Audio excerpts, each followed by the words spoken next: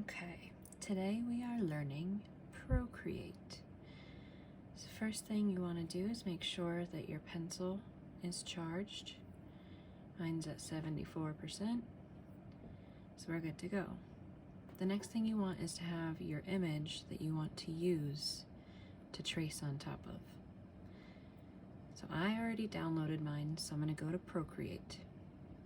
And this is my home screen. This is my artwork. Yours will look different, but that's your gallery. So you can scroll through all of your art. You can make folders for them, and they're saved.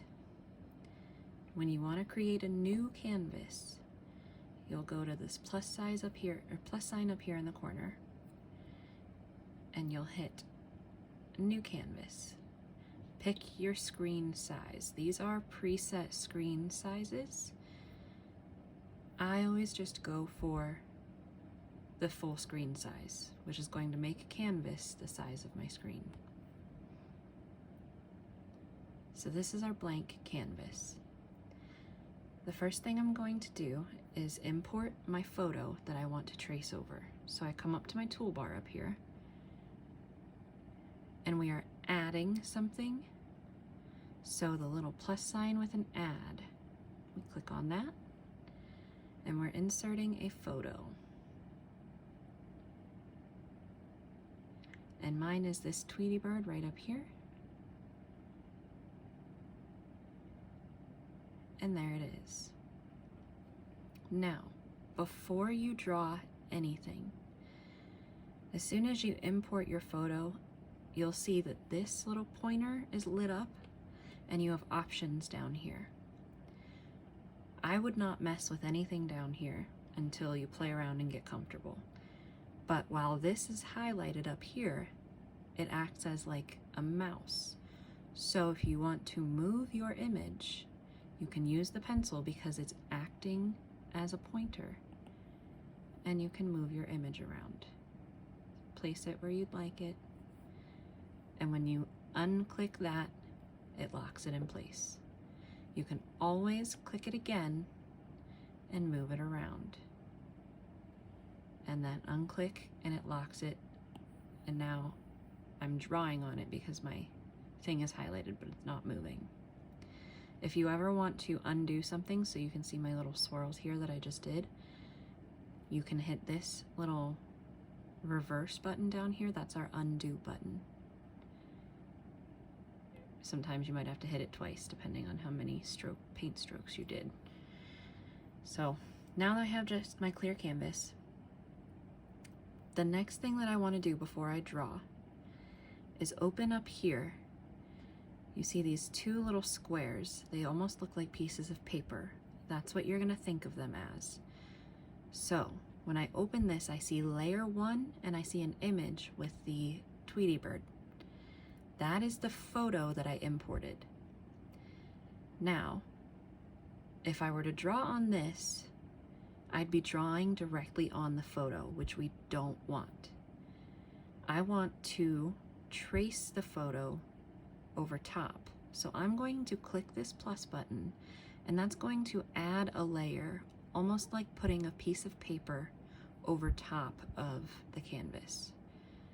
So think of this as pieces of paper, and the way that they're layered changes them as well. So if I make a couple of, lines like this, and I come up here, you can move these layers around, but watch, when I move this behind my photo, it clips because the photo's a square, and it, clips right over here. So now pieces of my stuff are behind that other layer. So you always want to make sure that the layer you're drawing on is on top so you can see what you're doing. The other thing while you're up here in this is helpful to track your progress.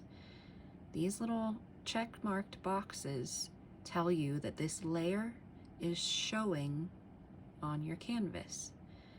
So if I want to hide something on my canvas, like my background picture, because I'm tracing over top and I want to make sure my lines look good and everything, I'll hide this And now that picture is in the background, but it's invisible. And I can see what I've drawn. And I can bring it back when I click that again. While you're up here, whatever you click on, whatever you're actively working on turns blue. So when I click on layer 1, that means I'm drawing on layer 1. When I click on layer 2, that means I'm drawing on layer 2.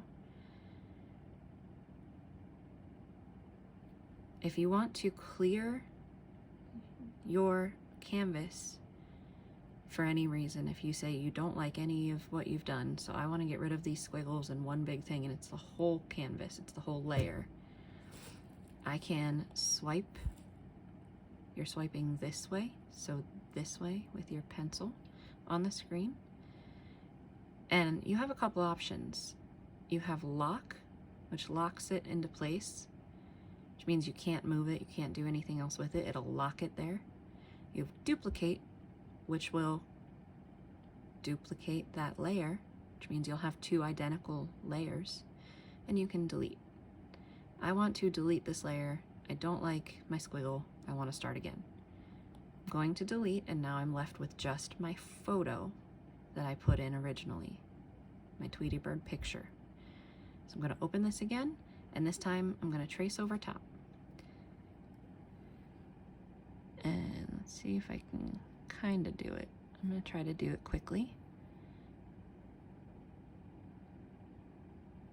And it's not going to be the prettiest, but I just want the silhouette, right? So I'm just going along the outer edges of this picture. I'm not worrying about anything in the middle because we're going to make all of the middle black so that when we send it to the Cricut, it just cuts one big thing instead of multiple lines. Because if you remember on the Cricut, all of your lines, the Cricut reads them as cut marks. So when you're drawing, you have to think that whatever you draw, the Cricut's going to cut, essentially. So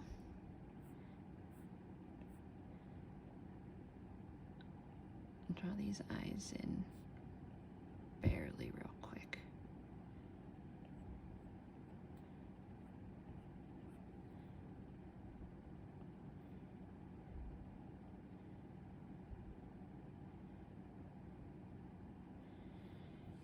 So you can tell which ones are my lines because they're very thick, all of the outlines. I want to check how I did. So I'm going to come up here to my layers of paper. I'm going to turn this one off. And now I can see, you know, I kind of did a decent Tweety Bird. Now what I want to do is fill this in black. There's a couple ways to do it.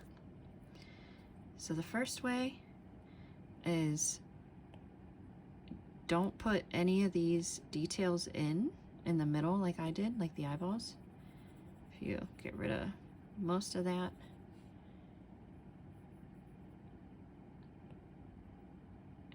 And so I basically have a clear center. I can take my color dropper, because this is where you pick your colors. I'm going to take my color, and I'm already on black, but if I wasn't, I would find black. So it'd be right here for me. And you hold it just slightly. See where I'm dragging it? There's a little dot following. If you go to grab it and the little black dot doesn't follow, try it again because you didn't pick up the color for whatever reason. So grab it. I've got my little black dot. As soon as I let it go, it colors in. So it did the background. I don't want the background. I'm going to hit my undo button down here. And I'm going to move this black right into the center of my Tweety Bird. And miss the tail, so I'm going to come here and grab it again and put it right in the tail. And now I have a rough silhouette of Tweety Bird. But before I can send this to the Cricut, I need to delete this background picture because this is still in this canvas. It's just invisible right now, which means there's still a white square around because that's what's in this image. So if I were to send this to Cricut, it would still only cut a white square because this is here. So we need to delete this so that all we have is our silhouette. So if you remember, you swipe and delete. And now all I have is this. And from here, what I would do, click on the canvas, get out of there, and come up to your toolbar, your little wrench icon. And you're gonna go to where it says share, right in the middle. And it lets you do different kinds of files. The one that works best, I believe, is either a PNG or a PDF. I can't remember right now, but it's one of those two. So you just click on it to export. It tells you it's exporting, and it pops up and asks you, where would you like to save this to? Now with the Cricut, you can pull it from your camera roll, your photos. So I'm going to save it as an image in my camera roll. And now it's saved. And now I can come over and find where I have my Cricut design space. So that's the Cricut app. Open that up. Oh, I have an update. Let me see if I can still use it without the update for a second. So with Cricut, to import your own design, which is what we're going to do for the most part, unless you want to buy some ones off of here, you click this plus button down here, and I'm going to replace because I already have stuff on here. So you want a blank canvas, and normally when you click that plus button, this is what opens up. You come down to the bottom, there's a little arrow icon, it says upload. We're uploading our silhouette into here. So I'm going to click upload, and I saved it again to my photos. So I'm going to select from photo library. And my black silhouette Tweety bird is right here, right next to my picture one. So I'm going to click that. And here is where it wants you to delete the background. But when we save it as a PNG, it doesn't have a background.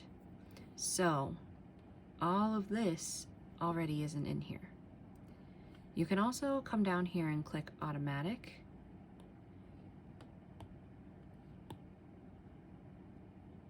Clicking around, it says select and everything. There's nothing it's removing because there's nothing there. So we don't have to do any of this when you save it as a PNG.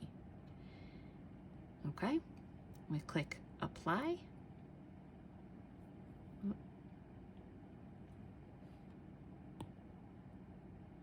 Oh, there we go. Okay, so I did have to select. So let me show you again real quick, I guess. Revert to the original. So it has a full white background, and we want to delete the background of this because I guess it did not save it as clear. So when you hit the select button, as long as you only have black and white, it'll recognize one solid color, whichever one you click. So if I were to click in the middle in the black, it would delete the black. If I were to click in the white, it would delete the white. So, for example, if I click the black, you see how we're left with the middle. So this would be good for a stencil, because if you delete the middle, it's going to cut this and leave you with all of this. But you wouldn't want to do this on like sticky vinyl, unless it's like reusable vinyl or something, because then you'd only be able to stick it once and peel it off. But if it's reusable vinyl, you could use it as a stencil. If you want to cut out the actual shape of Tweety Bird herself, you'll click the white, and notice every time whatever you delete, it turns into this checkered print. So that's how you know what you've deleted and what is still there, based on if it's checkered or solid print or color. So I've deleted the background. I now have my Tweety Bird silhouette. I will click apply. This gives you the preview. And we're doing just a cut.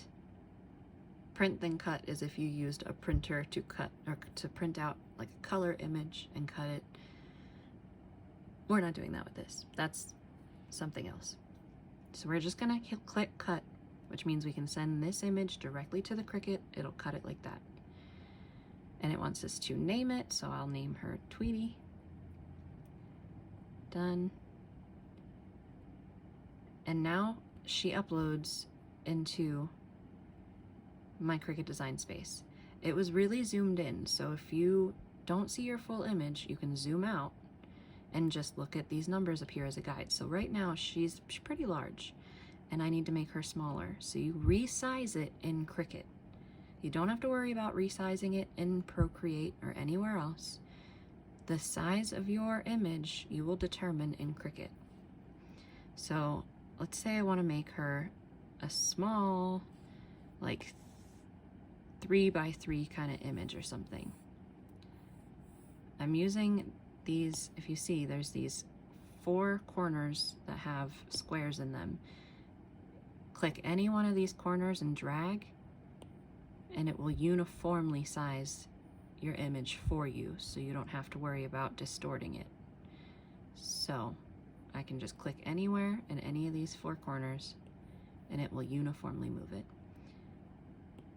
And you always want to move it up to the very tippy top of your design space. That way you know how much vinyl you're going to use.